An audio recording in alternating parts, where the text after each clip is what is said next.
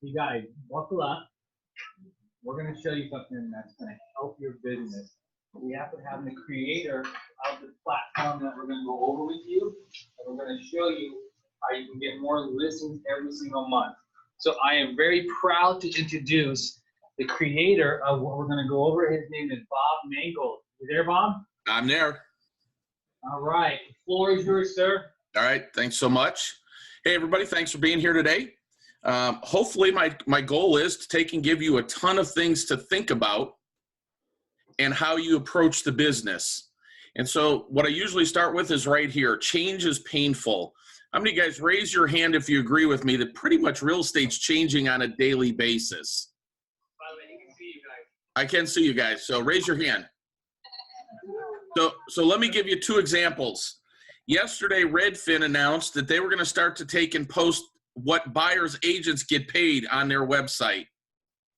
And the truth is, in case you don't know about it, I'm going to talk about it in a minute. Redfin is trying to take and stop clients from using other agents. So I think that this is just a way to maybe, help facilitate that. And then this morning I seen that Realogy had USAA back out of their referral program. That's going to cost them literally 100,000 closings a year. And so every day real estate is changing. Yet, in my opinion, most agents stick their head in the sand and go, no, it's going to be okay, going to be okay. What I would promise you folks is it's going to change whether you agree with it or not. And so today what we're going to talk about is how do we take and compete with that change? Because, well, you're going to have to compete and beat it, right? And so how many guys, raise your hand if you agree with me, real estate is easy. It's a very easy profession. All right, I don't see too many hands on that one. Now, I didn't say the transaction was easy. I just said the real estate building a business is simple. And what we're going to talk about today is building a real estate business and not a real estate job. And I'll explain the difference to you later. Here's why I say real estate is very simple, folks. If we just do the right things, getting business and getting paid is very simple. So we're going to talk about today, what I'm going to cover in this about 90 minutes, is how you can start taking 3 to 5 new listings every week. It does require work and effort, though, full disclosure. How you get hundreds of buyers to an open house, generating dozens of pre-approved buyer leads. Actually, our record, and it is in Southern California, is 417 people at an open house. We had 9 agents trying to service those clients at an open house. How many guys have ever had more than 417 people at an open house? All right, I didn't think we'd see any of those. So we're going to talk about that today. And then we're going to take and go through all that process. We're going to take a break so you can get something to eat. And then we're going to talk about how you get 100 or more realtors paying you referral fees every month. And then we're going to talk about how you can partner with us, right? So the cool part is I'm going to be in Southern California. I'll be in Ontario next Thursday and Friday training my team that's out there in this process. So we're off by a little bit of a week, okay? So that's what we're going to cover today. But, well, what do I mean that real estate's an easy business? Well, think of it this way. Which lead would you rather have? Would you guys rather have a Facebook lead, a Zillow lead, or a seller who raised their hand and said, I want to sell my house? Which one do you want? 1, 2, or 3? Yell it out. 3, Bob. 3, Bob. Okay, I can hear good. I mean, the volume is great. I just need to be able to hear it. It's kind of a no-brainer, right? So just in case you don't know it, there are people every day that raise their hand in Southern California and say, I want to sell. They're called FSBOs. They're called expireds, right? So the problem is, well, we don't know how to deal with them. But what we have to understand, guys, is that the most profitable and efficient real estate business that any agent can create is to be carrying at least 10 listings every day of the year, right? If you guys go back and read this book, it's about 20 years old, and some of the marketing stuff is pretty funny to read. But what Gary Keller did is he went and interviewed the top 50 agents across the U.S. and found the things that they had in common. And the one thing that they all had in common is that they carried pipelines of listings. And the way they built their teams was they got the listings and they hired agents to work with the buyers. We all know that's a good way to do it, right? But my question is, if the best way to become a successful realtor is to have a pipeline of listings, why are agents spending money on buying like Zillow leads and Facebook ads and Google pay-per-click and all those other things, when if all we had to do was focus on taking more listings, we'd be massively successful? Would it change your life if right now, if every day of the year you carried at least 10 listings? Can we agree that that would be a difference in your business? The question is, why don't you have that? And so we're going to talk about that today. So all you need is the listings and everything would change, right? So the question that I have for you is, why don't you have them? And the reason is, at least in my opinion, is all agents do the same thing. And quite truthfully, we really as an agent can't accentuate what it is that we do and why we take and are the right choice to sell a house. And we're going to talk about all the choices people have. So let's ask you this one. My challenge for you today is, in order to produce at the highest level, you can't keep doing what everybody else is doing. I mean, let's be honest. If you call a FSBO and go, hey, could I stop by and look at your house? I may have a buyer. You're going to get in the house, but you're not going to get the listing. Because if you did, you'd all have a pipeline of 10 listings at any time, right? And so at the end of the day, you're going to have to do things differently. You're going to have to think differently. And we're going to have to talk about all the competition that's coming your way because, well, you're going to have to figure that out. But you can't do it doing what everybody else does. So I'm going to get to the meat of it real quick. How many FSBO appointments? Let's say you called 10 FSBOs today, and assuming you actually got a hold of them. You just went, hey, this is Bob with EXP Realty, calling a little information on your house. Also wanted to see if I brought a buyer to you at a price that was acceptable. Would you pay me a 3% finder's fee? Well, that's pretty standard stuff, right? Except I don't call it 3% commission. I don't use that word. I use finder's fee because, well, words matter. There's a reason I want to ask that, because once I trap them into saying, yeah, I'll pay you 3%, I own it. Because my next sense is, so if I had a platform specifically designed for private sellers like you, where you pay zero commissions or fees, you get top dollar for your house in only 14 days, we drive all the marketing for your home, we control when it's shown, and we handle the entire process. Can I stop by for about 20 minutes and walk you through that? If you talk to 10 agents, or I'm sorry, 10 FSBOs, how many appointments do you think you could set saying that? What do you guys think? Yell it out. 2. 10. 2 to 10, it doesn't matter. 1, what if you scheduled 1 every day? That's 5 a week, and you got probably 3 of 5. Well, I said, how do you list 3 to 5 listings every week? Here's the good news, folks. I don't know how many of you guys call FSBOs on a regular basis, but if you do, you'll find most of them don't answer their phone. And the funny part is they don't even return your call. So I just call them up and I go, hey, my name is Bob. I seen your house on Zillow, and I want to know if it was still available and get a little bit of information. Could you call me back? Guys, when I do that, like 9.5 out of 10 people don't even call me back, right? So I didn't give them any reason to put their realtor radar on. So I'm going to show you a couple of messages that we text that you don't have to even call them. You could just text them and say the same thing, right? And so if you could get somewhere between 2 and 10 appointments and you listed whatever percentage of that, what if you took a listing a day? Well, what if you called an expired and did the same basic idea? Hey, I noticed your house didn't sell yet. I just called to see what the heck happened. And then are you still planning on moving? The truth is, guys, I don't even care what they say. If they're planning on moving, yeah, it'll be 6 months. We're just tired of the process. Well, the reason I'm calling is if I had a platform specifically designed for sellers like you, where their home didn't sell the first time, where you paid zero commission or fees, you get top dollar for your house, it only takes us 14 days, and we completely control your home when it's shown, so you don't have realtors, pulling up in the middle of the day, the kids, you need to pick them up from school, all the things that you've been through in the last, 60, 90, 120 days, we're going to stop that from happening. Can I stop by for 20 minutes and walk you through that process? If you call 10 expireds today, and again, let's assume you got a hold of them, how many appointments do you think you could get? Yell it out. half of it. A bunch, is that the consensus? And Michelle, can you hear me okay with your group? Okay, perfect. So, well, if we took a different approach to doing this, and I know you're going, well, that's really cool, that's a good script, but how do I do it? Well, we're going to walk you through that today, right? And the way that we do that is I created a real estate auction platform. And in today's environment, when by the time we're done, I think you'll agree. If not, then I'd answer all your questions.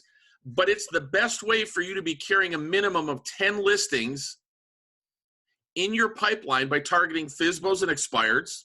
We didn't talk about investors, we didn't talk about builders, and we didn't talk about divorce and probate attorneys yet.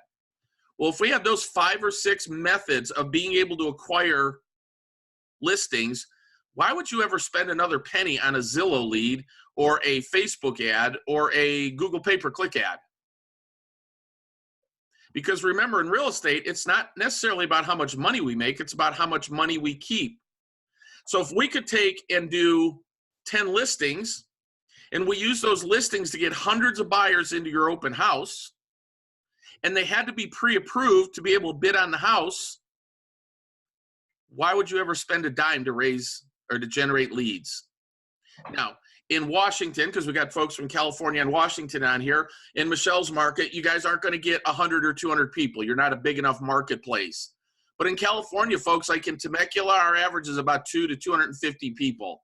In that Rancho area, I'd say it's probably closer to 300 into an open house. Raise your hand if you'd like to have 300 people in your open house. Yes. All right, cool. It doesn't look like that many hands are up there. How many guys would be scared to death to have 300 people in your open house? Yeah, that's more like it. Trust me, it is intimidating, folks. But man, what a great problem to have. So today we're going to walk through that platform and how it works, right? So this is one of my agents on my team in Houston. And he goes, hey, do they really work? What about the open houses?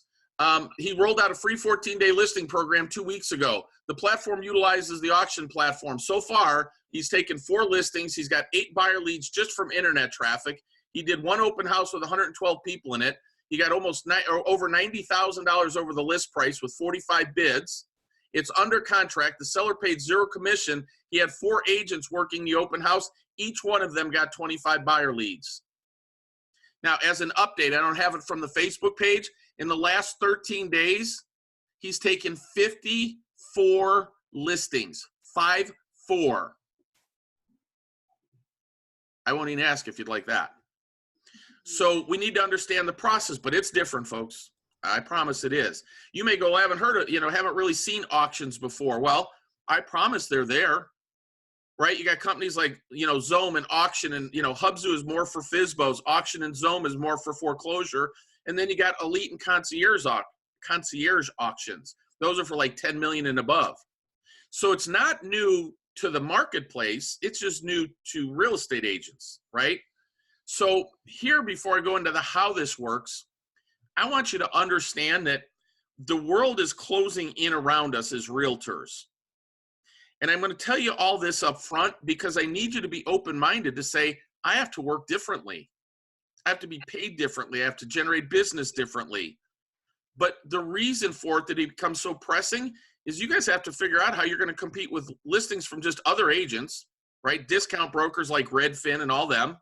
And Amazon's now in the real estate business. And then, of course, your Zillow, Open Door, OfferPads, and all the other iBuyers out there, right? Raise your hand. Can we agree that, like, all this stuff is going on in the market?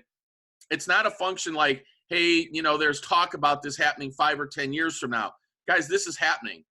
Just so you know, here in the Phoenix market, last year in 2018, Open Door and OfferPad sold $1.4 billion of real estate. So it isn't a question of, hey, are these guys coming? They're already here. And so what do we do about it? So listen, I got to change the Purple Bricks. Fortunately, Purple Bricks went out of business, but there's a whole bunch more coming where you got all these discounters coming in saying, hey, why are you paying real estate agents these big commissions and all that? This is stupid.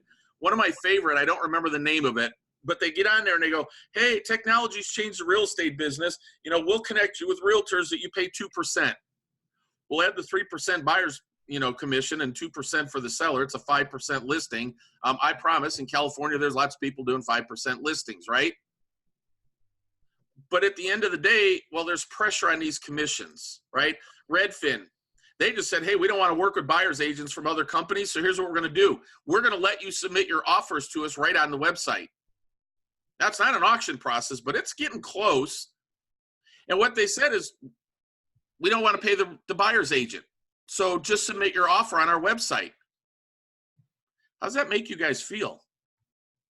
They're not the only ones, right? So this company called Rex, I have this up there, what was it, 3 months ago? In March, they raised $45 million. About 2 months ago, they raised $200 million. I don't know why people would be doing this and investing in this, but whatever. They are a discount broker, and they will not work with a buyer broker, and they will not allow you to add your commission into the offer. They want to spell the death of a buyer broker. Now, I don't know if it'll be successful or not, but I can tell you in Phoenix, Rex is all over the radio here. I don't think they're in Southern California or Washington yet, but they're coming with $200 million. They're coming for us, right? And then we have our open door offer pads, Zillow offers. Redfin now is buying properties. I Buy Homes. They're all out there, right? And you go, I don't really care about them because, well, people are giving up 20 to 30% of their equity just for them to sell the house fast. Well, just Open Door and OfferPad, folks, in Phoenix, 5th largest real estate market in the United States, $1.4 billion. People were willing to get up a tremendous amount of their equity in exchange for selling the house fast and without headache. And so if you think people won't be dumb enough to do it, they are. And you better figure out. Going into their house with a sheet to explain it to them, it's not a bad thing, but all you did is precipitate it saying, hey, I'll get you an offer. That's not the way to compete with them, right? So this is just a Facebook page. I have no idea who Shelly is, but I want agents to understand we're responsible for some of the things happening to us, right? So here she goes, hey, the buyer's agent didn't show at 7:30 on a Friday night. It's the third time this has happened to my seller. No text or call, just an agent not showing up. Boy, Open Door is looking more and more appealing. Guys, when we act unprofessionally, we just create this for ourselves. I don't know what to do about that, but that's the way it works. The system I'm going to show you today doesn't allow that to happen, right? So I went through Open Door and OfferPad. They had 17% market share last year in Phoenix, so don't think that they won't give it up. You guys know, and you have Lennar in there, that Lennar will no longer start to build a house if you already own a house unless you bring an offer from Open Door. They're one of the early investors in Open Door. So you know how they used to take and, have listings when people were selling their house? Well, now the the builder's doing that. And here's the funny part. When you register, you're going to get an email from them. It says, hey, selling your home, Lennar's partnered up with Open Door. Simplified way to sell your house. Skip the hassle of hiring a realtor, listing showings, and months of uncertainty. You choose the date so you can move into your new home on schedule. Simply log into opendoor.com/Lennar and get a free no obligation offer with a 24 to 48 hours. Guys, these are the builders telling the consumer that we suck. I don't know a nice way to say it. Don't go doing that realtor thing. Oh my God. Then when you go to their page, this is what it looks like. And when you go to selling with Open Door is 7.9%. A traditional real estate agent is 7 to 10%. Any of you guys ever dealt with Open Door yet and seen 7.9 service fee? Anybody? Raise your hand if you did. Because the lowest I've seen is 10%. And then we take and have these cool fees where they have like market risk fees and repair fees and all that. But they don't show that in there, do they? They just say, hey, the estimated real estate agent fee is 6%. And the estimated seller concessions is 2%. Oh, P.S., by the way, Open Door will not pay your closing costs unless you up the offer. And then they don't talk anything about that. Well, guys, this is a builder. educating a consumer like this and outright lying about what we do. My question comes back again. What are you doing to compete with this? How many guys even know Lennar did this? Raise your hand. Looks like a couple I can see. Well, guys, this is going on behind our back. Again, what happens? Then we got our good friends at Zillow who said, we are not getting into the real estate business. We're just doing this to generate leads. Then they came to Arizona and got a broker's license. Then they cut a deal with a company called West USA to start selling the houses. And then they blew off West USA, and now they're a real estate company. Now they're opening a hub here in Scottsdale. They're hiring 160 people, and some of that are recruiters to go and hire agents, right? Then they acquired a company called Mila. They changed it to Zillow Loans, and they're completely in the mortgage business now. And I won't tell you that they require you to use Zillow Mortgage. What I'll tell you is you will pay more for the house and they give you a rebate. So now if you're a lender in this room, well, y'all better be paying attention to this too. Because guess what? Open Door does the same thing. Open Door now has their own lender. You have to use their lender and you have to use their title company. So right after they acquired Mila, Spencer Raskoff went on TV, announced to the world that, hey, we hope investors change the way they look at it as a place to advertise to a company that's involved in the entire transaction. Well, the truth is, guys, he put that out on the table for everybody to see. 6 weeks later, he was replaced. 2 weeks ago, the new CEO, and I don't remember his name in Zillow, came out and said, yeah, we're a real estate company and we're going to quit hiding behind what we were.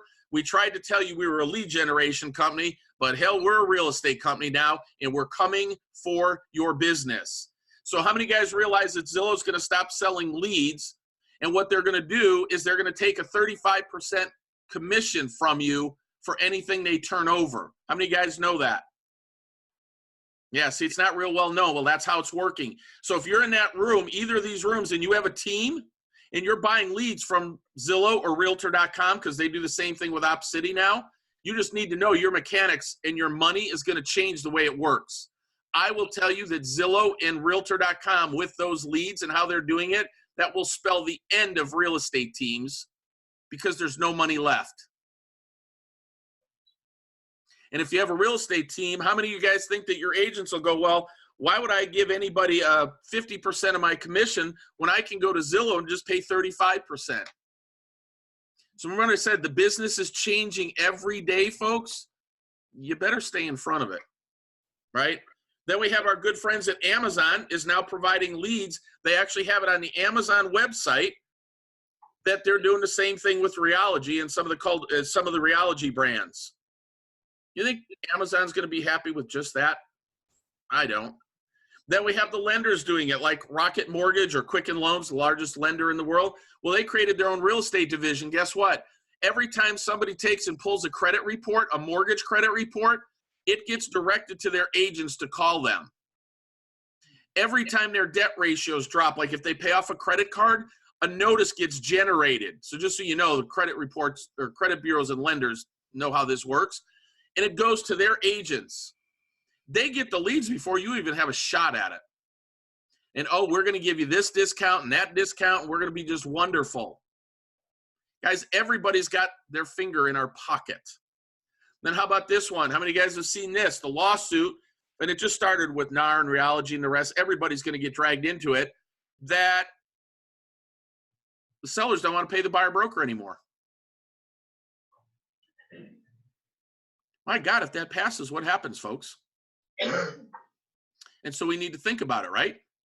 So all that stuff is going on. I get the change is scary, and it's easier to just put our head under the covers and say, no, it's going to be good. It's going to be good. Well, we can't work like that, guys. In my opinion, not changing to react to all this competition is way more risky than doing nothing and hoping things will get better. You guys agree with that one? All right, cool. But the problem is old habits die hard. It's easy to fall back into what we were doing. But guys, insanity is just doing the same thing over and over again, expecting different results. That's all it is. And so I want to take and bring this to you because I want you guys, how many guys are thinking right now, wow, that's pretty scary. I got a lot of people putting their hands in my pocket. How many guys are thinking that? Raise your hand. Or how many of them did I scare the living bejesus out of you on the real estate business? Because the truth is, guys, I wanted to do that because we have to be aware of what's happening to us. As business people, we have to react to our business and make changes to it. And change is hard, right? So for sellers, what we need to understand, it's a real simple process. All they want the highest possible price or net. They know what they want a net, right? They want it fast, and they want the least amount of hassles. Well, if you were to go into a listing appointment right now, folks, and they said, well, what are you going to do to get me the highest possible price? What are you going to tell them? Hey, I'm going to do more Facebook ads than the other agents. I'm going to do more Google pay-per-click. I'm going to do more open houses. Let's be honest, guys. We know that doesn't work, right? What we're going to do is we're going to pray that we get a bunch of people that are interested into it and we get a good offer. And what are you going to do to sell it fast? You got to do what? More Facebook ads, more Google pay-per-click? I mean, that's a little dirty little secret that all the gurus in real estate are teaching us. Oh, no, you have to have a listing presentation on how many things you do for marketing. And in reality, the marketing has not a bunch to do with it. I'm not saying none, just not a bunch. And then how do you eliminate the hassles? What are you going to do to stop the agent from not showing up at 7:30 and calling and texting? What are you going to do? You don't really have a facility to do that, do you? And so that's what we're going to talk about today. But I want to lay the groundwork for how this works and why this is so powerful. So let's talk about why we want to start targeting FSBOs, expireds, and investors. Well, the first reason is they're easy to find. And they're really easy to convert into listings if you have the right strategy. I mean, we can get FSBOs, right? I mean, I personally use RedX, but you can use FSBO.com, for salebyowner.com, good use of Zillow right here, right? You can use Craigslist. I just want them all in one order, and I just want them fast, so I pay the extra $80 a month for RedX. But you can do it for free without a cost. But the important thing to understand is, guys, can we agree that really the only reason that 99% of FSBOs decide to sell without an agent is to save the commission? I mean, there's a few that may just hate realtors or something like that. Raise your hand if we can agree on that one right now. All right, good. Because if we eliminate the commission, we eliminate the objection, right? So what if there was a way to charge no commission and yet you still got paid 3 to 6% on every listing? Well, that'd be cool. I know it doesn't make any sense, but we're going to walk you through the process and how that works, right? And so the way that that's done is through an online auction or an online bidding process. And that's what I'm going to show you how to, how we work that today, right? So there's 3 things I'm going to go through today. Why you should offer an online auction for all of your listings. 2, how to target the FSBOs and all that. And then how you talk to them and all that. And then 3rd, I'm going to do 1 and 2 first. Then we'll take a break for lunch. And then I'm going to come back and talk to you about how you build a 100 plus network of agents paying your referral fees every month. So far this morning, as of this morning, I have 99 referral fees coming into me for the month of July. By the time I'm done, last month I had 177 referral fees that we got paid last month. How many guys would like to have that coming in? All right, if you didn't raise your hand, what's wrong with you? Because I can see you, right? So that's what we're going to do today, right? So who am I? Well, I've been around for 27 years as a lender, 21 years as a top producing realtor. I'm actually licensed in Southern California. I'll be out there next week training our people live in how to do this, how to get the listings, how to do all these different things. What I did, guys, is I developed a multi-million-dollar a year system, not multi-million-dollar a year production, multi-million-dollar a year commission to generate leads and convert them speaking at a monthly seminar. I owned my own company for 9 years. I built the fastest growing exit realty franchise in their history. And what I'm really, really good at is creating lead conversion systems for real estate and mortgage companies. Can we agree a listing appointment is a lead conversion strategy? And so we're going to talk about that because I'm pretty good at it. So this article was written in 2002 by National Relocation Real Estate Magazine. My first year as a realtor, because I was a lender first, I did $23 million in residential production. I did it with me and a receptionist. And I did about $41 million in loans. But the real reason I show you this is because all the way back in 2002, 17 years ago, I keep talking about how to differentiate yourself. Because guys, if you can't give a consumer a good reason to hire you to sell their home, they're not going to. And if you can't tell them why they should hire you, why would they, right? Just makes sense. So why would you offer this in a listing? Notice I said offer. It's not the only thing that you go in with. So when we go in, we offer them a cash sale, a traditional sale, or an online auction, or an online bidding platform, whatever you want to call it, I'm okay with. Well, typically right now, in order to get a cash sale, you guys would have to work with Open Door Offer Pad. And I think they're up to like paying now $250 to you for bringing them a lead. How many guys are excited about getting a $250 payment on a $500,000 house in Southern California? Anybody excited on that one? Well, I'm going to talk about a marketplace that we have available that's just a killer, right? All of you can do a traditional sale. And what we're doing, guys, is we're giving them options. That's it. We're giving them options. Right now, what option do you have for them? You could do a traditional sale and maybe you cut your commission. Where I'm sitting, that's not a real great option. I don't know about you guys, right? So how many of you guys have sold a HUD home before? Raise your hand for me so I can see it. All right, so quite a few. So cool. So tell me if this is how it worked for you. The days might be different, but this is how it works in Arizona. So on Thursday at 3 o'clock, the new listings come on board. You go to HUD Home Store to get them, right? And you've got till Tuesday at 10 a.m. here in Arizona. And you go online and you submit an offer to them. And the way that you submit the offer, let's say it's $200,000. I know in California it's not $200,000, but humor me. So you submit a bid for $200,000. They ask you how much you want to get paid. And let's say you want $10,000. The contract is $210,000. That pretty much how it works? For those that raise your hand if that's how it works. Okay, got it. So that's how it works. Guys, the only difference between what I'm going to talk to you about today and what HUD does is that's a blind bid.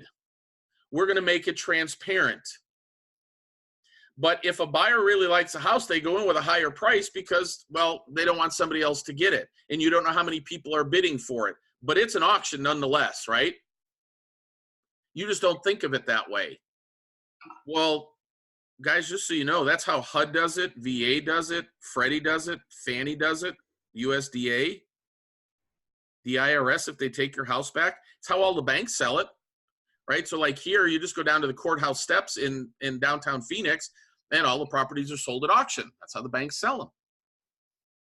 Then, well, think about this. Well, we have a bunch of companies now that are doing it for the wealthy. Like here's a $35 million one. And then remember I told you about Concierge and a couple of those other ones. So Concierge, they do things above 20 million. They've gone from 102 auctions in 16 to 292 in 17 to 522 in 18. And they're 125%. Elite Auctions is 125% year over year growth.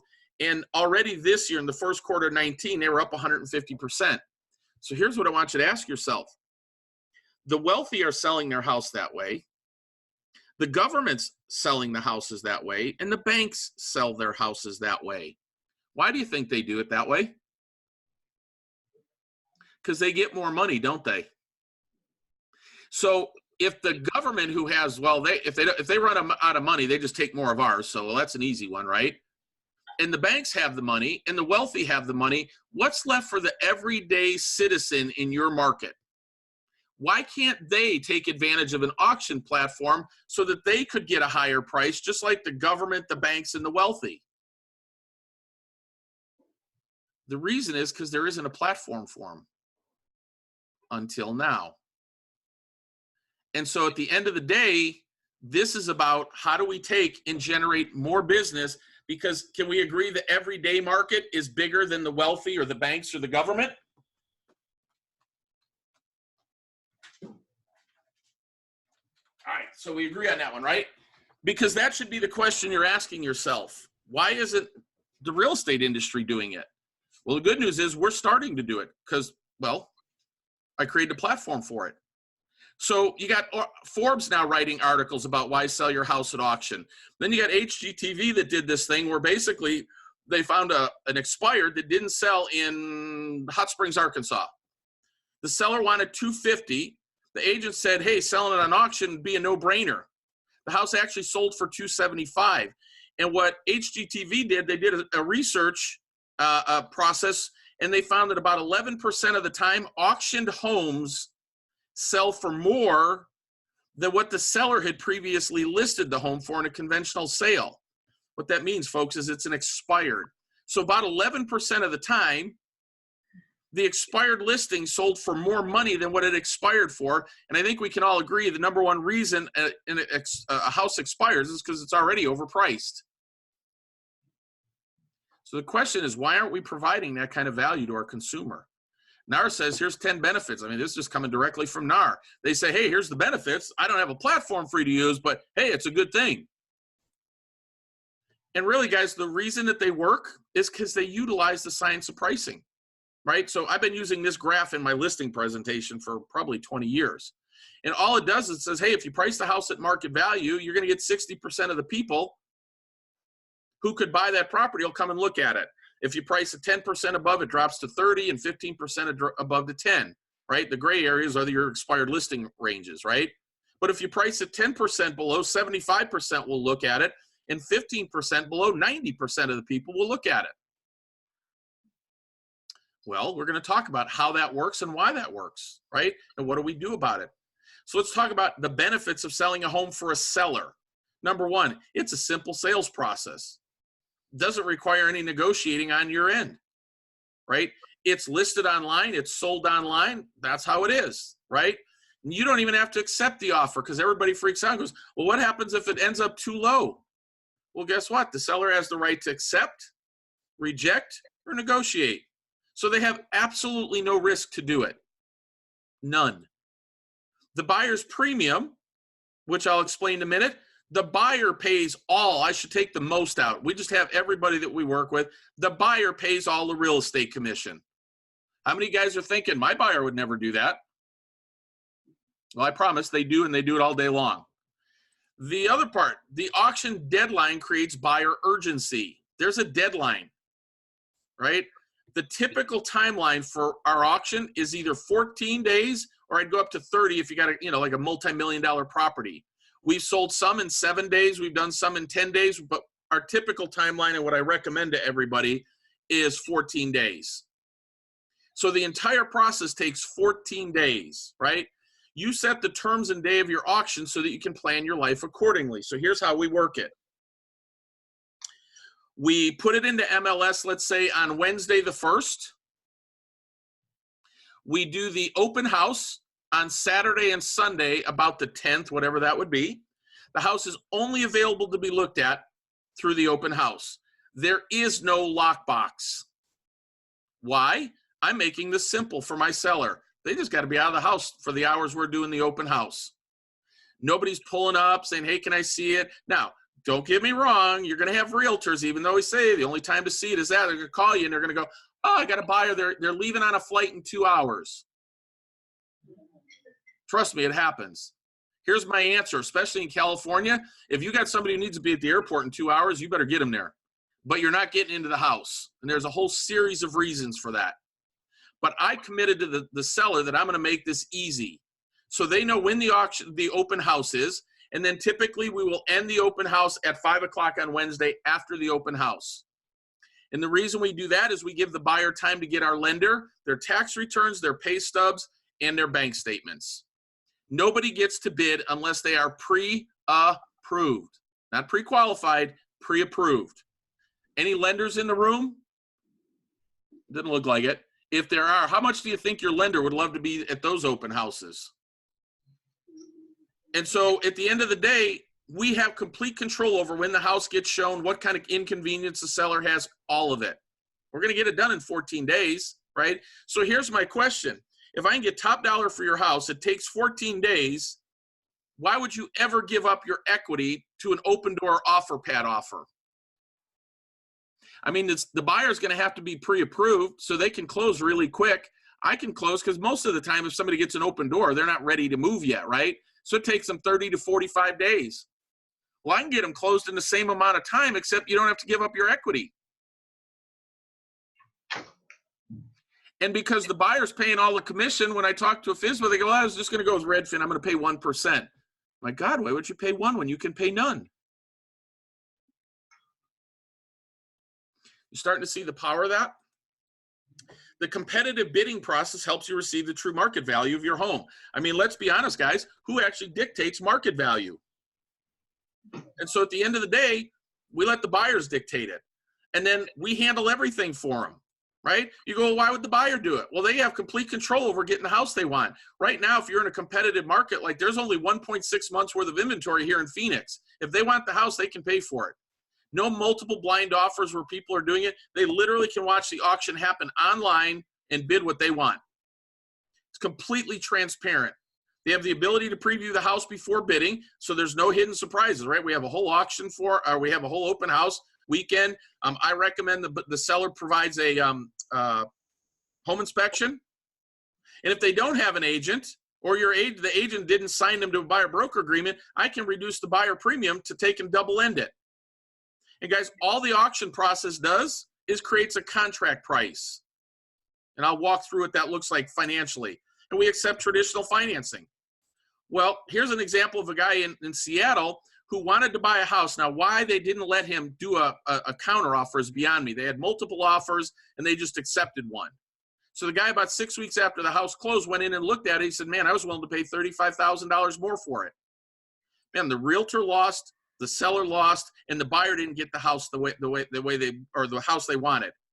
So at the end of the day, the auction is the best way for a buyer, seller, and the agent to they all get what they want. But nobody's heard of it, right? So what's the buyer's premium? It's the commission. The buyer pays it. Can we agree, guys, the buyer pays it anyway?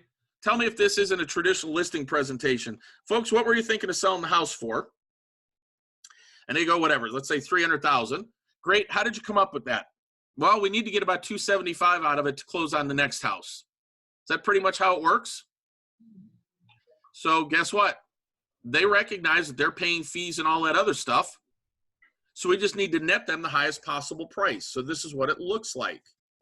So you sell a house for $300,000, I sell it for $282,000, yet the seller nets the same amount of money. How could that possibly happen? Well, let's show you. So on the left is a traditional listing. You listed at $300,000, charge 6%. That's $18,000. Typical closing costs, say 1%. Seller nets $279,000. They want to net $275,000. They're happy. The buyer paid $300,000. That's what the house is worth. Well, in the auction system, the house is still worth $300,000. But let's say all we did was we got the price to $282,000. Well, when you add 6% of $282,000, it's $16,920. The buyer's actually paying $298,920. That's what the contract will be written for. The seller still nets the $279,000, but the seller got what they wanted out of it. Now, obviously, our goal is to get more than what they were hoping for, and I'll kind of walk through that process with you, right? It's exactly how HUD homes work. So the difference is we make it available. See, they utilize the science of pricing because here's what we do, guys. I recommend you actually take the $300,000 house and you list it 20% below market for $240,000, right? Because which house will get more attention? Which will attract more buyers, the one on the left or the one on the right? Yeah. So at the end of the day, we're not going to accept $240,000 for it though, right? Our job is to get as many people as possible into the open house to fall in love with the property. It's that simple. And the more people we can get into it, the better it is. The more likelihood we have of doing that. So we have a whole marketing system that we created based around this, folks. Our goal is to cram people into the open house.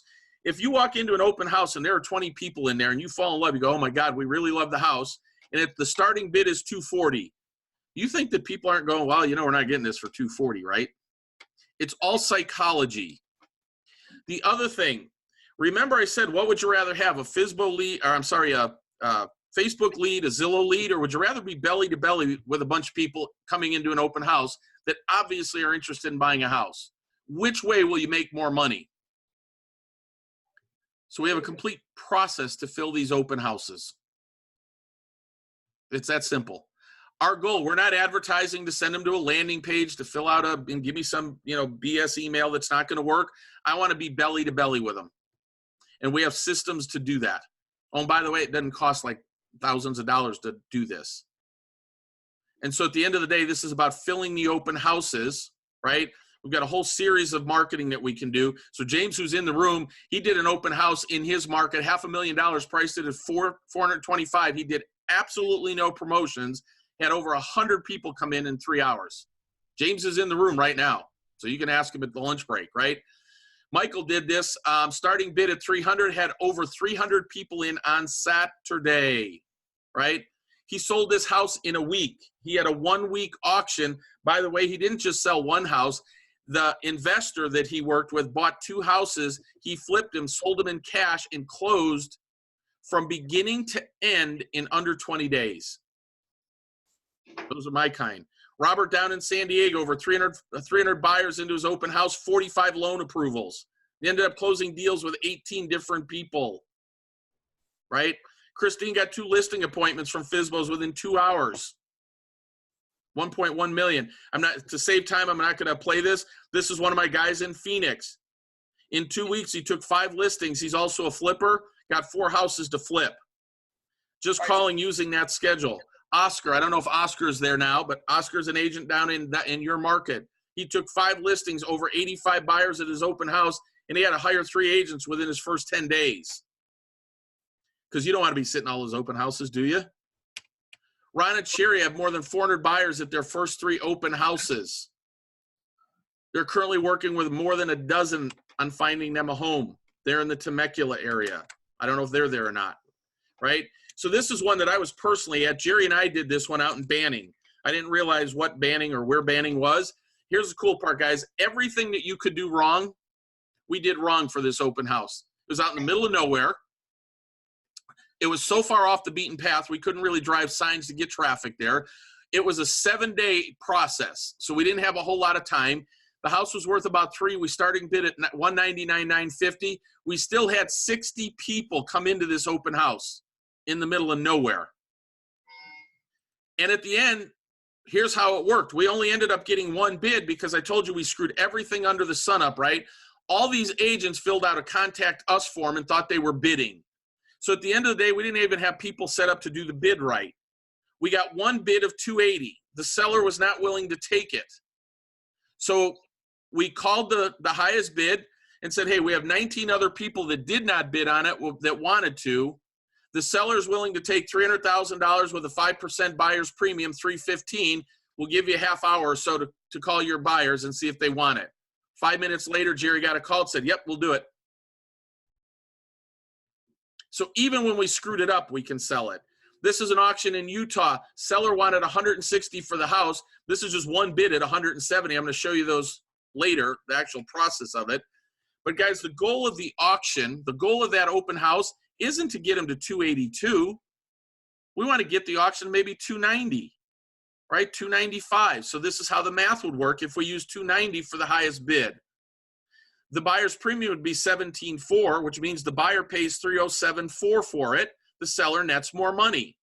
Well, now I have a quantifiable system that I can show to a seller to say my goal is to get you more than what we think it's worth. And we need to do it fast, and I can control when people see it. Now, I know a lot of you will have questions, and I'm going to give you the ability, you guys can ask questions at the end.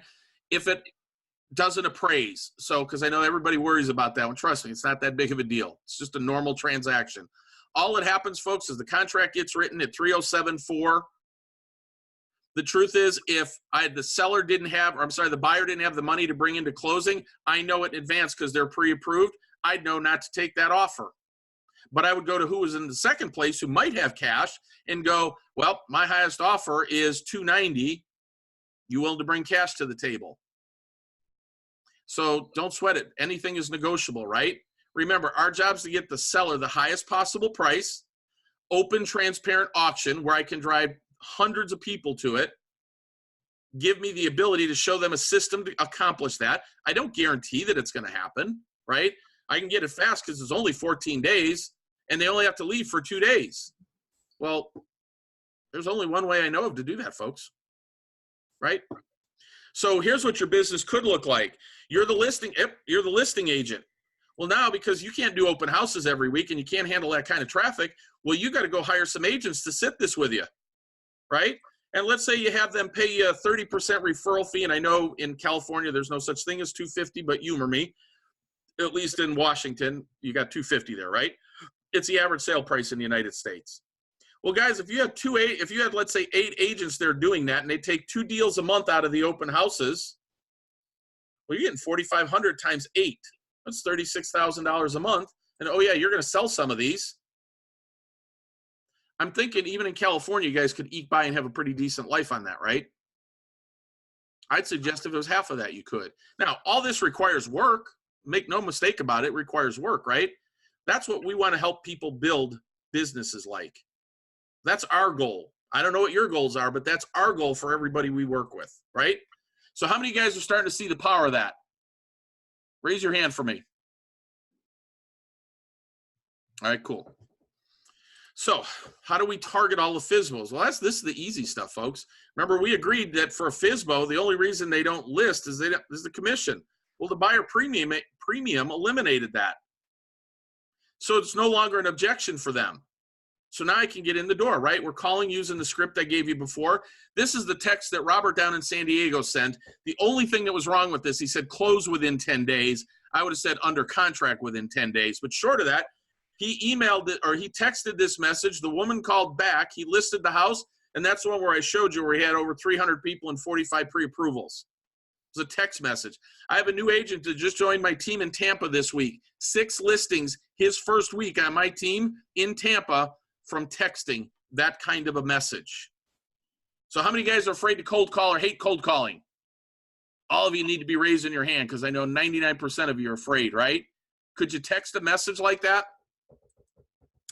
Here's one of my agents in Seattle. He goes and works at Starbucks and he puts that sign up on the table. Every single time he does it, he gets a listing. So we're not talking about having to like kill yourself, you know, Mike Ferry cold calling 3 hours a day out of the white pages, right? So we use RedX, you know, but we need to understand the math, right? 84% of FSBOs will list their home if they don't sell it. Last year, only 7% of them were sold by owner, and 94% of the 7 sold it to somebody they knew. So if we just ran through the numbers, guys, and you targeted 40 homes a month, and you listed 70% of them, and only half of them closed, that's 63 grand a month. And I only said 4,500. For those of you in California, there's no such thing as a $4,500 commission in California, is there? Right? And then we call expireds using the same script. Well, let's do the math on that. 91% of expireds list with somebody. So you got to spend a few more. Let's say you spend you target 40 homes, you get 20 appointments, you list 13, you sell half of those. 63 and 27 is $100,000 a month. Guys, how many of you would bust your butt to do that? Am I telling you everybody's going to make 100 grand a month? No, I'm not. I don't know how hard you're willing to work. I don't know how hard you're willing to learn. I don't know how open-minded you are. But it's there if you want it. That's all it comes down to. Because I think we could agree that those kind of results would change your business, your cash flow, and your life, right? Well, what about home builders now? Not the Lennars.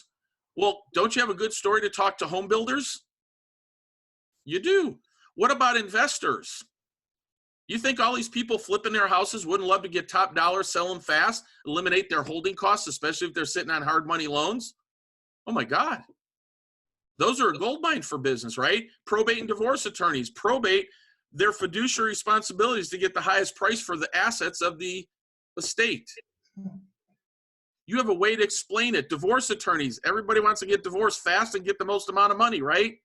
Well, now I've got a very concentrated group of people that I have a great story to tell. You just got to get out and tell it. How many guys would be willing to get out and tell the story? Raise your hand. Nobody's willing to tell that story to all these people to get these listings? All right, well, then it must not be exciting enough. So let's talk about foreclosures. One of the purposes of this, just so you know, you just don't get to waltz in and start getting REO property listings. It doesn't happen that way. You go through a process, right? All these people, they do their due diligence, right? What we're building is a nationwide network of agents that we have some of the top producing REO people in the United States. And one of the people on our team in Houston is the former director of Freddie Mac REO. When we're in a position where we have enough agents where we can take and do this across the country, we're going to pick up the phone and we're going to go take and start getting their REO listings. You got 3 guys in that room that have sold more REO listings, Jerry, James, and Joseph, than 99.9% of all the real estate agents in the United States. We have another agent on our team that used to be the vice president for Zome, has relationships with hedge funds all over the United States, and we want the REO listings for our agents. It's one of the reasons we're doing it. Now, we have this really cool real estate investor marketplace in Southern California. Let me tell you how it works. You're all familiar with the iBuyers, right? Well, we've assembled a group of investors that they may buy fix and flips, or they may buy and hold. So what if you had a fix and flip, and all you had to do is go and punch in the address of the property and get offers back from the fix and flip investor? And if they buy the property, you got paid 3%.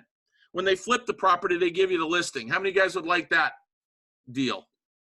Yeah. Raise your hand. I can only see your hands. Now, that's cool for like the really crappy houses, right? But what if you got a really nice house and somebody just needs to sell it? Well, we have investors in the marketplace that'll buy homes to hold them and turn them into rental properties. So if you got a nice home, you just go in, you take in those investors will look at your property and they'll submit an offer to you within 24 hours. By and large, they'll pay retail. You still get paid 3%. Now, they're not going to flip the house, so you won't get the listing on it because they're not going to resell it. How many guys would like to have access to a marketplace like that? Literally, we can sit there and write offers every day. I could actually take your listing. Let's say you're with Remax. I can take your listing and I can submit it to the marketplace and they'll buy it and I get paid. How many guys would love to have access to something like that? So we have that. What if you could offer the investors that flip? What if you had the ability to offer financing on it and you got paid on the loan? So you had fix and flip financing for those investors. You think you might want to go to a couple of meetup groups like soon? And then you got paid on the house and you got paid on the loan. How many guys would like that one? So the question is, can you partner with us? Well, we're going to talk about how you can do that, right? So here's the big question, guys. What would it be worth long-term to have a business like that, with have access in systems like that? What would it be worth to your business on a long-term basis? Yell it out. Be cool, right? So what do you say at the appointments for these things? Well, all you do is you don't go in and do this stuff. What if I give you good service and I've been doing this 20 years? We don't do that. We don't go in with this goofy 89-point marketing plan. I can't believe agents still use that in today's world. That's like 1990 stuff. So all we're going to do is we're going to walk through the listing presentation that we have. But the truth is, I don't open up a book and show all this. I just record a training class on what we do. Guys, all we do is we go in and say, hey, I got 3 different ways to sell your house. I explain the auction process. I show them the marketing that we do. I show them how it works. I usually will put their property up on the site before we go. We explain pricing. I explain how all that works and why we do it.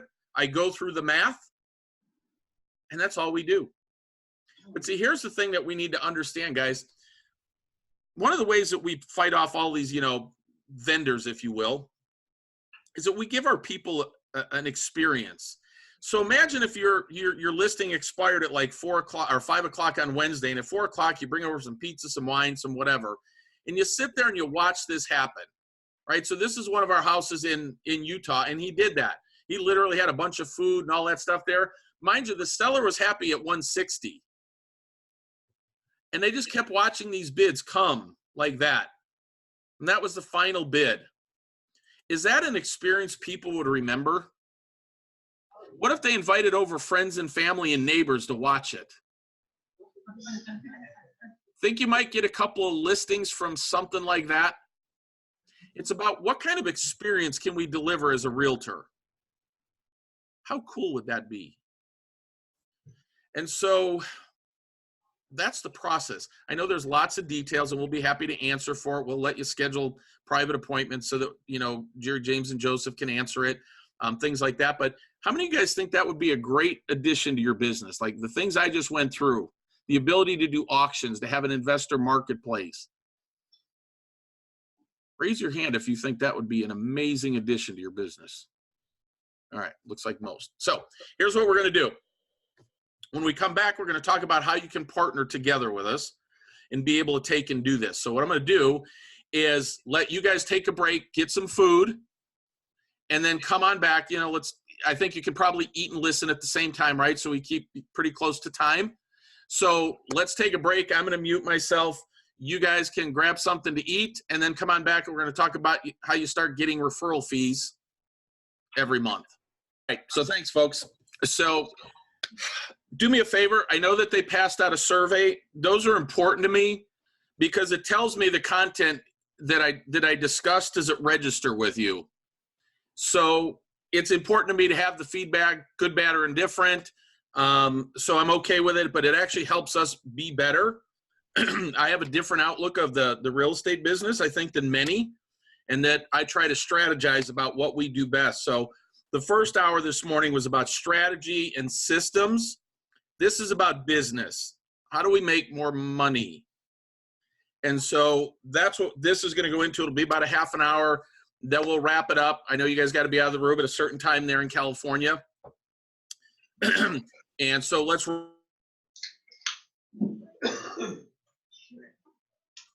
start getting paid referral fees from agents, because we need to understand this. So here's my question for you.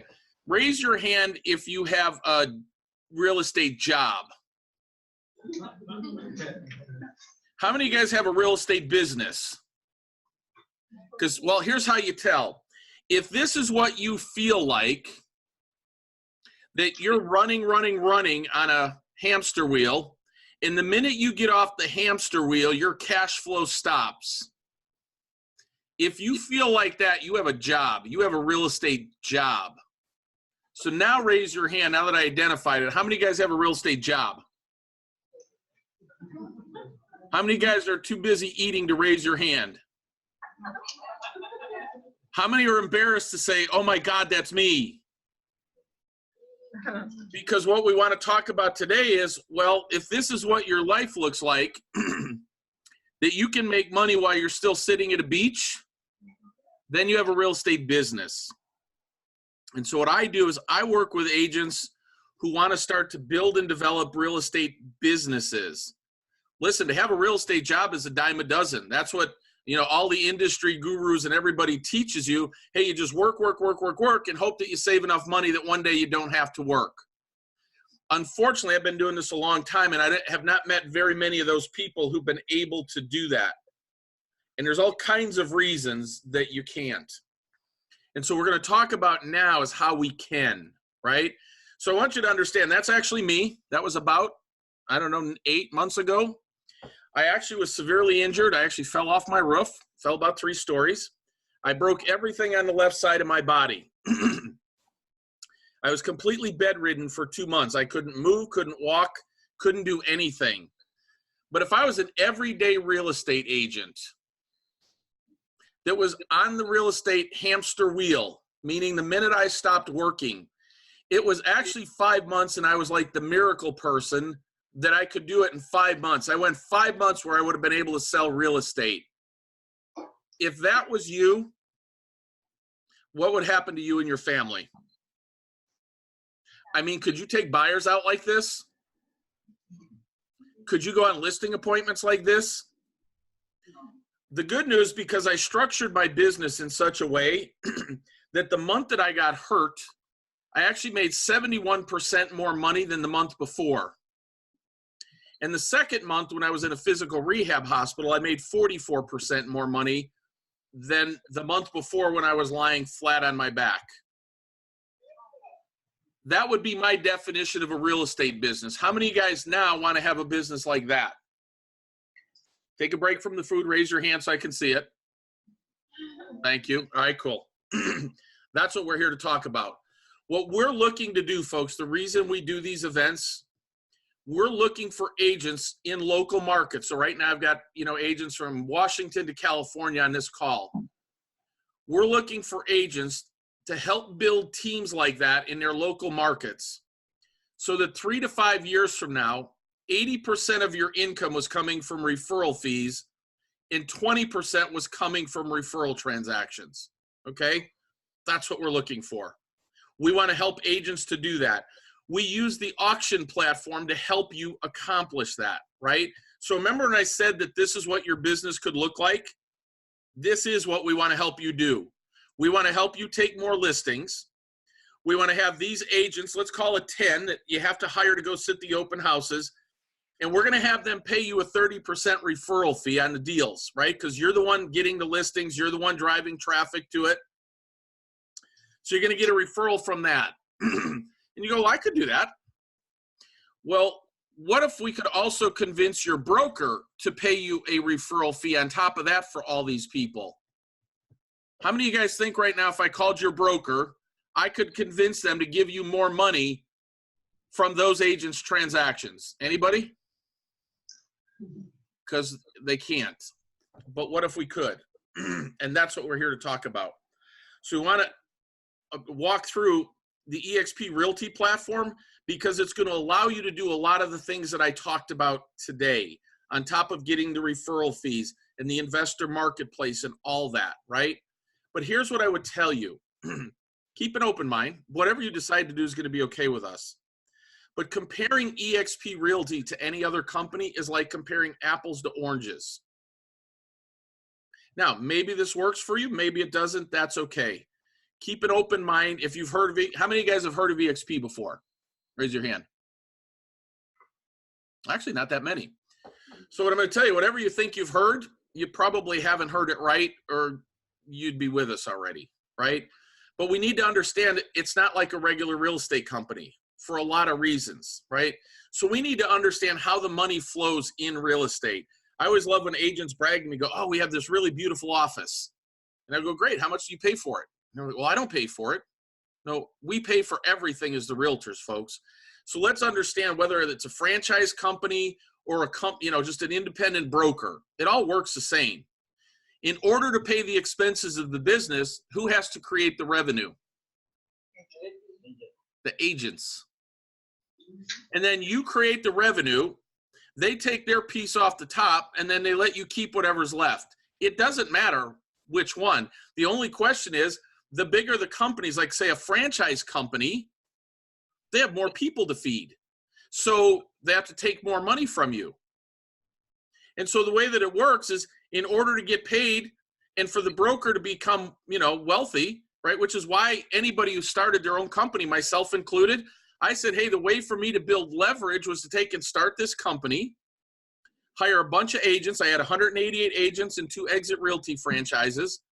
And the most I ever netted was $20,000 from 188 agents. I know everybody thinks that you're making all this money, but guess what? I was the franchise owner. We had to take some of the commission that came in. We had to pay the regional owner. Then we had to pay Exit Realty. And there's nothing against Exit. It's how all of them work. If you work at a small agency, well, guess what? They still have to pay the brokers, the staff, the rent, the overhead. The money comes from us. What Glenn Sanford did when he created EXP said, well, what if we did this differently? What if we actually made the agents the owners? And the real estate company was actually the one who facilitated the transactions. And so that when a real estate agent closed the deal, the money came into the company, which they own. We have to take and pay the overhead of the ability to facilitate that. But then we can actually pay the agents the difference. And so when EXP started, there's some things that we did differently. Number one, we do not have a traditional brick and mortar office, but we have an office. We have an office that's way better than what you may have, because, well, especially for those of you in California, if you need something in the office, you don't have to get up and drive in that California traffic. You can go into the office from your phone or your laptop. So a cloud-based office completely changed that. Well, if we don't have all that brick and mortar expense, well, we have more money and the agents are the owners.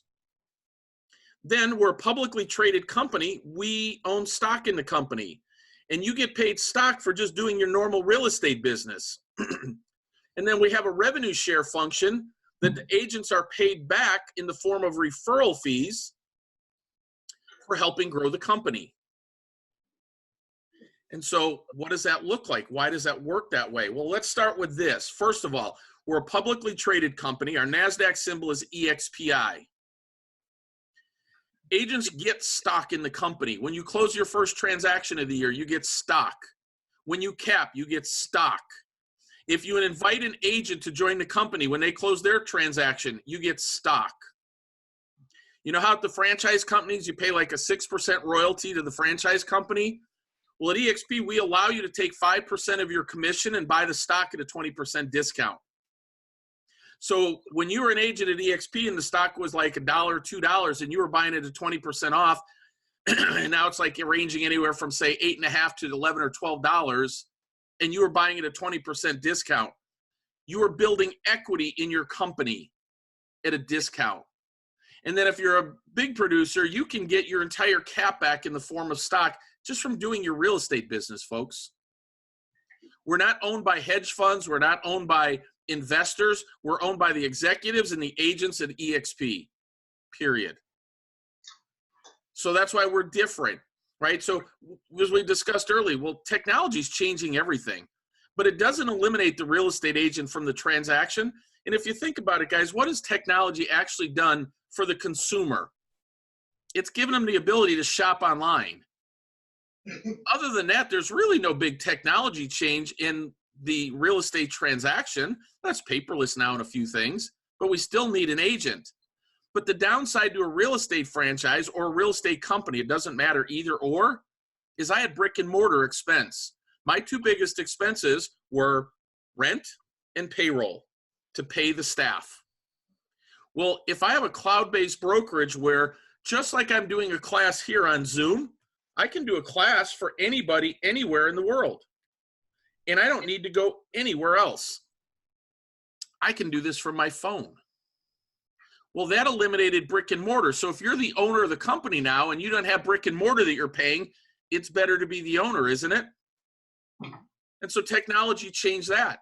The difference at EXP, we're one brokerage. We're not a franchise. So we don't have to pay a bunch of different fees, right? All these hands have to get greased. It doesn't work like that. We're one company. We're a nationwide brokerage. We're licensed in all 50 states, all provinces of Canada.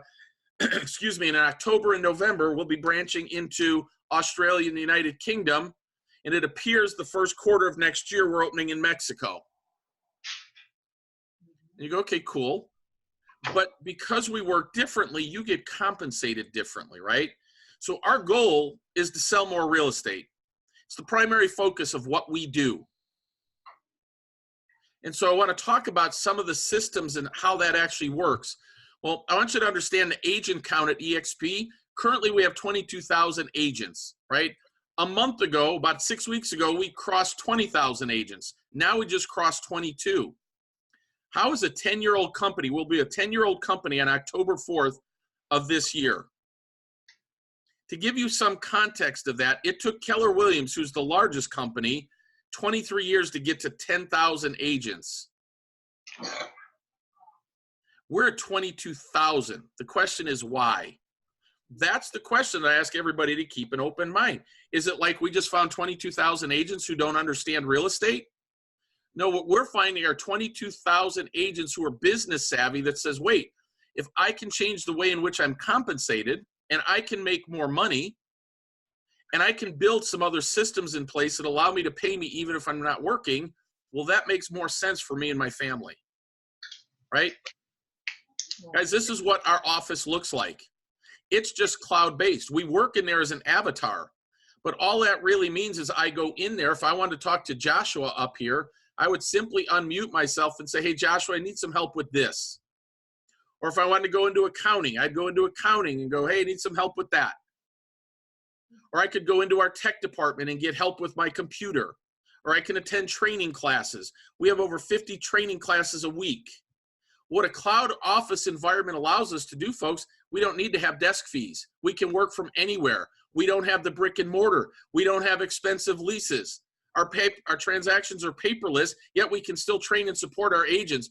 We have almost 500 people in the cloud there to support our agents. If I were to walk into your office right now, how many people are there to support you? A handful? And so we can effectively service an agent better to help them sell more real estate, right? We have real-time support for like tech questions, because correct me if I'm wrong, how many guys would say like you're tech gurus? Most agents aren't, are they? Well, we have like our own geek squad in the cloud to help our agents. I think that's a huge deal because I know how they struggle with it, right? We have over 50 classes. We had over 50 classes this week in the cloud. It doesn't matter if you're an experienced agent, a new agent, it's there for you to access. And the cool part is, folks, a lot of the training is done by some of the best agents in the country. We have some of the biggest agents and teams coming to EXP, the Brent Goes, the Jake Kinders, the Michael Reeses, the Jeff and Marcy Willems, the Tom Daves, the #1 KW agent for like 6 years in a row. Those are people coming to the company. They didn't do it because it didn't make sense for them financially, but these are people that are in there helping our agents learn, right? This gives you an example of like some of the training calendars that are there, some of the classes that could be there. Notice how it's built around producing more real estate. We have a CRM and a lead generation system. It's KV Core. We pay $50 a month for it. If you go and get KV Core, it's $585 a month and a $14.99 setup fee. Our agents get it for $50 a month. Okay, cool. It's just another website. Well, I'm going to play this. I think you'll be able to hear this. This is James. James is in the room. He filled a real like minute and 20-second commercial on how easy it is to generate your own leads, even if you don't know how to use technology. So I'm going to play it and be quiet. Hey guys, James Cottrell here, EXP Realty. Just wanted to show you real quick how to leverage KV Core and Facebook to get your own leads. So you're going to go right here to Marketplace. And this is how quickly you can do this. Once Marketplace opens up, you're going to click on this Core Property Boost. Here, it's the top one. You're going to enter Core Property Boost. You're going to boost a property. You're going to come and you're going to type in a listing that is yours or other agents that you have here. This is one that I may have in escrow here soon. So let's say use selected listing. I'm going to click that, and you can see here very easily I put in my information, so it creates this ad for you. I can spend $60 for 1 week, $120 for 2 weeks, and $150 for 3 weeks, obviously maximizing that. Apply the close, submit, and boom, your Facebook ad is now will be live. It will use the lead gen ad from Facebook, and it will send those leads directly into your KV Core to start your follow-up. So this is one campaign that is currently running. I have 1 day left. I've gotten 13 leads at under $5. So for not having to know anything about Facebook, I just created a Facebook ad for a listing in, less than a couple minutes. Thanks. So I teach our agents how to do that in a listing presentation, because imagine sitting in somebody's house and saying, here you go, I'm ready to go. All we need to do is get some signatures on paper. And so there's a reason that system is so expensive. The CRM, the follow-up, all those things that agents struggle with, it's in there and you get it for $50 a month. There's other stuff you get for $50 a month, but for $50 a month, you have that. So I always like to talk about our lead generation systems because it's about the money, folks. So you've seen the Auction Platorm. That's a pretty powerful way to get listings and fill your open houses, right? I have a husband and wife team in Calgary, Alberta that are killers at Google pay-per-click. If you want to hire somebody to do your Google pay-per-click, you can do that. If you want to hire somebody to do Facebook ads, I have Josh Shanley, one of the top marketers, Facebook marketers in the entire country that does it for our EXP team. We have the investor marketplace. It's called Express Offers. That guys, literally, they're going to tell you exactly what they're looking for in a house. So let me just tell you how this works. So the fix and flip investors will tell you exactly what they're looking for. The people who do the buy and hold, they'll say to you, hey, I'm looking to buy 10 properties in Desert Ridge in Phoenix. That's a subdivision in Phoenix. And I want a price between $300,000 and $500,000. All I have to do is go find the houses, whether they're listed now or whether they're not listed. I could go knock on a door, send a mail piece. I could do whatever I want to get in touch with those people. And I can submit those offers, and when they buy them, I get paid 3%. Now, you could drive people all over Timbuktu in Southern California sitting in traffic, or you could have access to a platform like that. How many of you guys think that's pretty cool? Raise your hand. I can see the front row shaking your head. You think you're going to get away with that. Anyway, oh, here's the other cool part. Any of you guys work with other investors? You know, like just local ones? You can add them into the marketplace so that they have access to buy the properties on top of it. So it's kind of almost like an auction platform, because we'll have multiple people bidding on those properties. But we'll have more than just fix and flip. We'll have buy and hold. We'll have all kinds of people. Then you can get paid on the loans, both residential and the investor part. So it's another way to talk to an investor. If I go to a meetup group going, oh, by the way, in case you didn't know, a lot of the agents at meetup, or a lot of people at meetup groups are agents. I go, hey, what if you could actually get paid on the financing on these flips? So it opens up the ability to have discussions with more people, right? So we've got these lead generation systems. We have all the marketing and branding that everybody else has. Cool part is you just do it online, right? I don't have to go anywhere.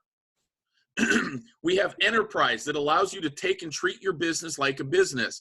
Because when I talk to agents, one of the things I'll propose to you at the end is that we actually look at your business over the last 12 months, lay it over the EXP model, and see which way you do the most amount of, where you make the most amount of money. But at the end of the day, folks, I do these all the time. Most agents don't even know what they closed last year. How about if we just have a platform that does all that for you? So you don't have to think about it, it just happens, right? Allows you to treat your business like a business. We're completely digital. We use SkySlope. Many of you know what that is, right? So we're not messing around with paperwork. We're completely transparent. And then we have this huge workplace by Facebook. What I really like it for is all the people that are referring business. Now in Southern California, you know, you have a lot of people coming in and a lot of people coming out. It's a great way to take and go out and get referrals. Just regular good old-fashioned referrals, right? But let's look at our business model. How do you get hundreds of agents paying you referral fees every month? Well, when Glenn started EXP, he had to figure out and make decisions on what was the most effective and efficient way to grow a company where the agents, who are actually the owners, benefit, right? So like if you're a real estate team right now and you did 100 transactions last year and you want to get to 200, what's easier to do that? Get your agents to increase their productivity by 100%, or maybe go add another 10 people to the team? So what you need to understand is Glenn Sanford was a regular everyday working agent, just like Gary Keller was at one time and Dave Lineker was at one time. And they said the way to grow a business is to have more agents. So Glenn had to go, well, what's the best way to do it? Well, there's some expansion strategies he had to figure out. What's the fastest way to grow a company? Mind you, we were started in 2009 at the absolute worst time to be in the real estate business. And bear that in mind, guys, we have 22,000 agents, and we started at the worst time ever. So he said, what's the fastest way? Well, who's going to be responsible? Am I going to go out and start hiring a bunch of corporate people and putting them on salaries, which quite honestly, in 2009, we didn't have the cash flow for. But somebody's got to be responsible for growing the company. And then finally, what structure allows the agents to benefit the most? Is it hiring a bunch of corporate headhunters that we put on a salary? Or what if we could figure out how to make sure that the agents got paid to do it? So guys, this is how a traditional real estate company works, right? You have the closings, then the money's got to flow up to the agents. And then typically we have either a broker or recruiter. Somebody's responsible for growing the company. And then we typically have an owner. Now, sometimes they could be the same person, but they're the ones responsible for growing the company. And when that agent closes a deal, guess where all the money flows to? Well, it goes to the broker, the owner, and it goes to whoever's responsible for recruiting. That's how all these companies grow. Nothing wrong with it if they can make money. I can just promise you as a franchisee, even though I had 188 agents within 6 months, and the best I could do was net 20 grand out of it. Well, when Glenn did this, he goes, well, we kind of have the same thing, but what if instead of all these recruiters, What if we actually took and compensated the agents for keeping their ears to the ground for agents who aren't happy where they're at, or they did a transaction with them and they did a great job? Because, well, then we could attract the best of the best. And quite honestly, if they did a terrible job, don't talk to them. So when we have agents coming into our open house, if we have an agent going, oh my God, how'd you get all these people in here? This is amazing. We're going to talk to them. We're going to invite them to an event just like this. We do this once a month. If they walk in and go, this is the craziest crap and all these people, and oh my God, we don't say anything to them. Because here's how the money flows then. It goes to EXP, but we also pay it back to the agent who hired them. And so now who better to have out there working the street to find the best agents? The agents who do deals with them, or some headhunter who will take any warm body so they hit their quota every month? And he built a system to do this, which in my opinion is probably the biggest reason that we're growing as quickly as we can. I refer to it as compensation for contribution. The more you help the company grow, the more money you get paid. It gives you cash flow security. So like, if you're like me and you did something really stupid, you got on a roof in a rainstorm and fell off, well, you still had monthly cash flow. It gives you a realistic way to retire from the business. And the truth is, for some of us who've done well at it, it allows me to build a family legacy, meaning my kids will never have to worry about money. That's just not possible in the real estate business, is it? And so that's how it works. Well, let's go through the money. How does it work? All agents at EXP are on an 80-20 split, and they cap at $16,000. After that, they earn 100% for the remainder of the anniversary year. Once they cap, they pay a $250 transaction fee. If they do 20 deals more than that, then it drops to $75. And then I'm going to talk about how much stock they get. So there's a $149 startup fee. You pay $50 a month for all the technology, mostly conversion. There's a bunch of other stuff. You know, we have Regis offices that you get. That's all included in that. And then we pay a $35 a month university fee that covers the cost of the cloud. You might be going, well, why do I care about covering the cost of the cloud? You'll understand in a minute. Every transaction, we have the broker review it to keep you out of trouble. It's $25, and it's $40 per transaction for E&O, capped at $500. How many of you guys are at 100% company right now? Raise your hand for me. Couple? So a lot of times I'll hear an agent say, well, I get paid 100%. Why would I pay you $16,000? Well, I'm going to answer that for you, because my question is, why are you getting paid so little? Why would you only get paid 100%? And so we're going to walk through the platform that would allow you to do that, right? So for every agent that you invite to join EXP and we hire them, you get paid 3.5% of that $80,000. So if you do 3.5%, the agent would have paid $16,000 to EXP, but you would get $2,800 of that $16,000. Follow me? So remember those 10 agents that we'd have to do your open house? Well, if you're putting that many people in front of them, can we agree they better close a couple deals a month? Even if it was one deal a month, they're going to make at least $80,000, right? So you have 10 agents sitting those open houses. You get $28,000 rebate from EXP, which means you just got paid $12,000 a year to hold your license. Would you rather get 100% of your commission, which, well, it's not even 100 because you got to pay them something, right? Or would you rather get paid $12,000 a year to hold your license at EXP? Mathematically, which one's better? So I don't say that glibly. I can tell you people that are making, 30,000% splits on their real estate businesses, right? So that's a pretty cool way to get paid. But, well, guess what? It's actually a cascading revenue share. It's built exactly like Keller Williams. Glenn Sanford was a KW agent before he started EXP. And he loved the system, but he said, he had like 600 agents that he had been responsible for at Keller Williams, and he was getting like $500 or $600 a month. He said, what if I create the same kind of system, but I pay revenue instead of profit? And so now the agents that you have sitting at your open house, that they get to talk to these agents bringing their clients in. If they invite them to EXP, well, the agent sitting your open house definitely gets paid $2,800 a year, but you get paid $32. So now you have two sources of referral fees coming into you simply by inviting an agent. Now, many of you, right, over the course of the years, people come up to you and go, well, how do you like that company? And they end up joining, and maybe you get a Starbucks gift certificate or something like that. Would you rather get a Starbucks gift certificate or a percentage of the company income? And I want to make sure you understand that the money comes from the $16,000, not what you make. So this is what that system looks like, right? So you can get revenue on all of that from everybody that joins the company. So that's what I said. As of this morning, I have 99 referral fees that will be paid on what are we in? September 22nd. Last month, it was 177 referral fees that we were paid. The way the revenue share works, when a transaction is closed, that money is deposited in your account on the 22nd of the following month. So let's say James Cottrell, who I personally invited to EXP, closes a $10,000 transaction. On the 22nd of September, $350 would be deposited in my account,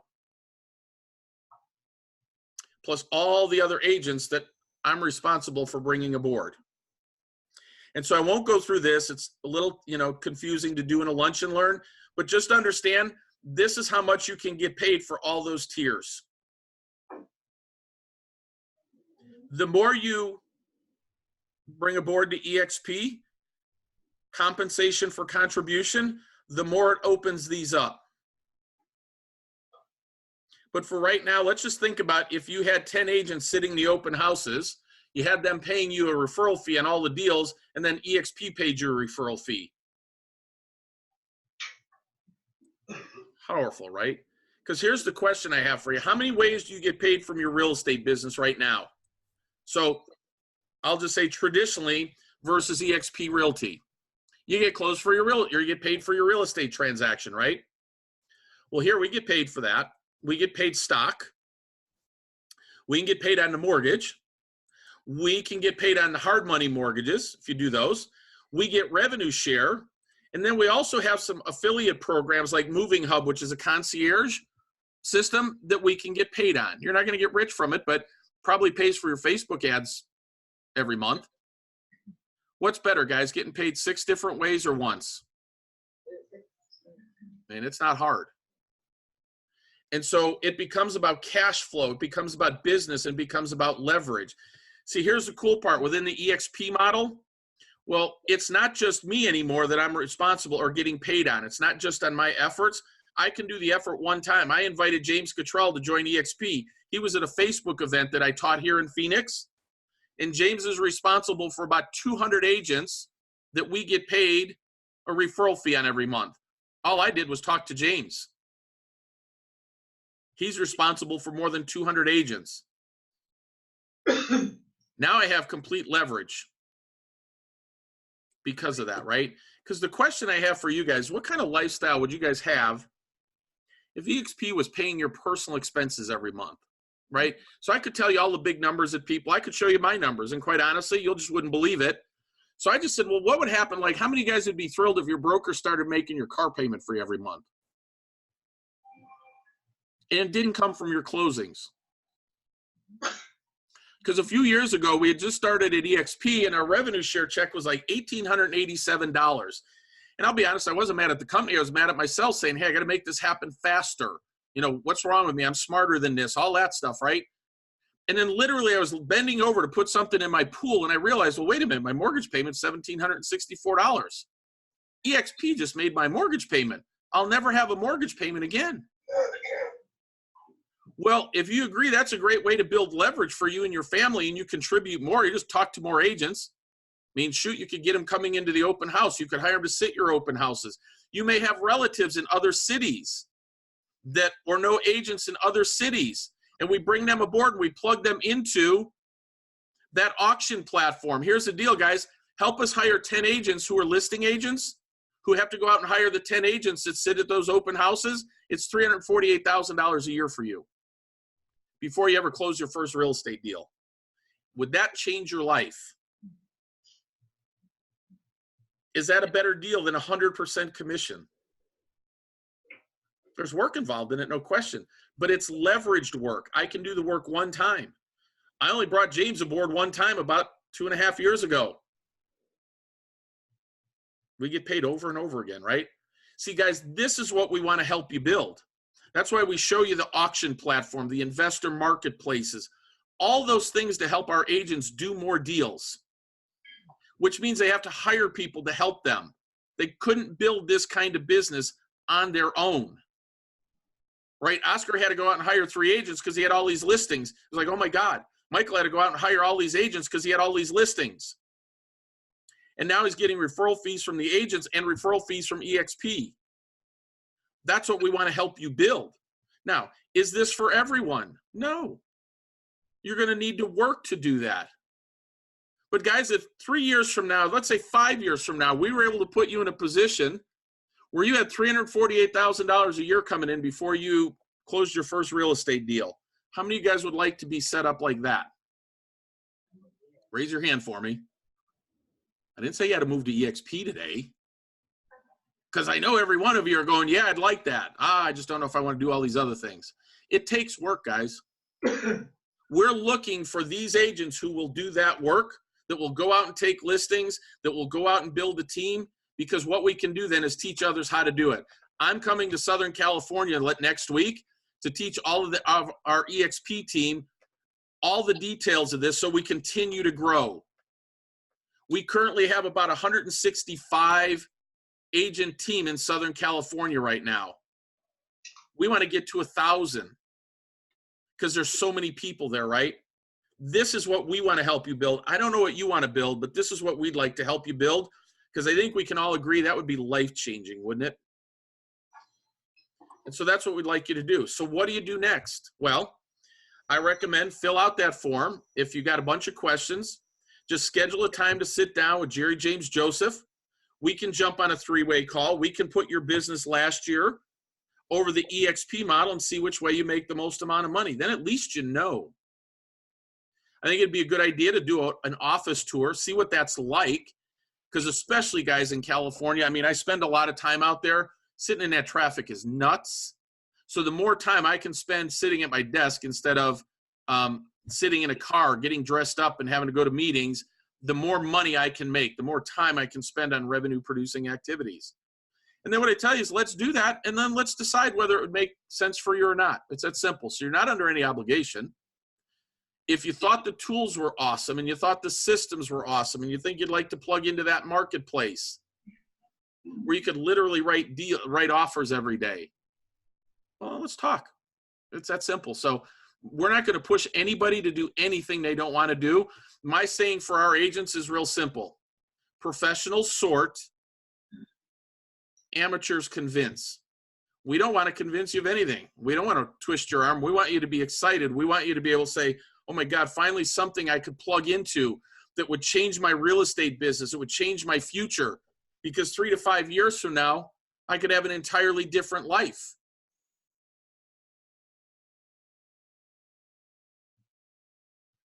And so that's what we're offering you, the opportunity to look at that and explore it. So do me a favor, fill out any comments you have on the presentation that we did. And if you want to schedule a time where it's confidential, where you can talk with us, then just put in your contact information, say I'd like to talk to you. So with that, any questions that I can answer for you guys? Because how are we doing on time? We're like 1:04, so I know you got to be out of the room at 1:30, Jer, but any questions real quick I can answer for you guys? Hey, Bob. Yes. Bob, I'm an EXP Realty agent, and I like their residual program. How does this differ from the exit model? Exit is a 1-tier system. And so what happens is exit pays 10% on the first 100,000 of one person. So if that person ever leaves, well, you lose that money. The EXP platform pays you 7 tiers deep. And so same thing. So let's just take James as an example. At exit, I would have to hire, James, I think you got what, like 205 agents in your RevShare group, something like that? Somewhere in there. I would have to, as an exit agent, I would have to go out and hire 205 people in order to take 205 agents in order to get paid referral fees on them. At EXP, I only had to bring James aboard. And he started talking to people, and they went out and found the 200. Which is easier? I promise the EXP one, because trying to hire 200 agents is not easy. That's the difference. And so it allows you to be more leveraged. The other thing I also think that's important, folks, typically at exit, and I'm gonna give you the results of my own. I'm not saying that. They were a great company, so don't get me wrong. I still love them to this day. But typically our agents were hiring agents in their market. Well, here's the thing. I have agents right now in 33 different states. And so, unfortunately, there's a hurricane going to hit Florida this week or next week, right? Well, our income will take a little bit of a hit. I mean, if you're an agent in Florida, well, we don't know what's going to happen. Let's look at Houston a few years ago when Harvey went through. Man, that market was down for like 9 months. Well, those agents, if all their business was reliant on Houston, they were kind of screwed, right? And they may have recruited a bunch of agents to, an exit franchise, but we'd all have the same thing. There was no business. So our referral fees in Houston dipped, just like they might in Florida. But, well, I've diversified my income across 33 states. So I might make a little bit less next month because of Florida, but it didn't kill us. And so that's another thing that we as agents have to think about. In the event of a natural disaster, so I'm not going to say anything about California. Y'all can figure out which one of the natural disasters is always on the mind, right? Well, what happens to your business if something like that happened? This allows me to diversify my income, not just across the U.S. I can do it in Canada now, and pretty soon I'll be able to do it in the U.K. and Australia. I have diversification of my income. And then I have the ultimate leverage because in the exit model, I would have had to bring 200 agents aboard. At EXP, I had to bring James. So that's the benefit. Any other questions?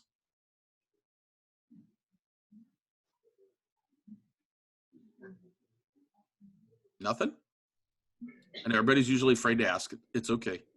I know it was a lot to throw at. How many of you guys have your brain like ready to explode? Raise your hand. I know it's true. Now, here's the cool part. If you think this is really cool and you want to participate, I'm going to be there next week because we're going to grow, and I'm going to be actually doing detailed training with everybody there. So if you think this is something that's you'd be open to, then let's get your questions answered. Let's do that, and let's get you trained while I'm there. It's not that James and Joseph and Jerry can't do it, but I created it. I know more about it than anybody else. So, anything else? How about broker support in situations where you need some guidance? So we have, is it 4 or 5 now, guys? Do you remember? So by and large, they're more available by text. They are in our cloud-based office, but I'm going to cheat. I'm going to put Jerry on the line. Jerry used to be the broker for Carrington, and he's the smartest darn broker that I know. So the truth is, for our RevShare people, I'll be honest with you, I have people talk to Jerry first.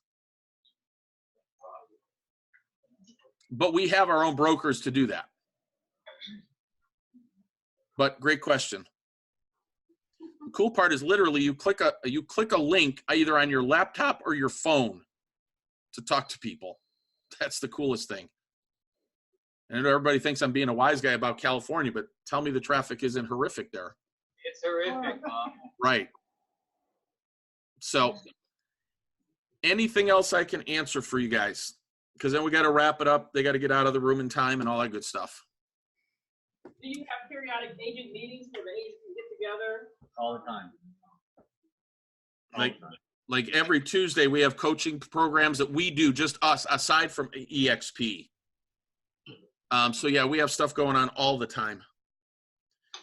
There's no reason an agent can't be successful. The only reason that would cause that is that they don't plug in or they won't do the work. Because there's so much stuff available in the tools and systems that we have, right? This is just something that, like the auction platform, is something I built to help me grow that revenue share team across the U.S. This isn't something that we open up to other agents or, you know, people that don't work with us at EXP. This is about helping our people grow and change their life. Absolutely. So with that, folks, thanks for being here. I'm going to let each individual in the local markets wrap it up. Thanks so much for being here. I look forward to seeing some of you next week in Ontario. And the others, you know, go ahead and schedule a time to talk, and let's see if it makes sense. And then at that point, decide what you want to do. So thanks for being here, folks. Have a great Labor Day. We'll talk to you soon. If you guys are interested in meeting, you can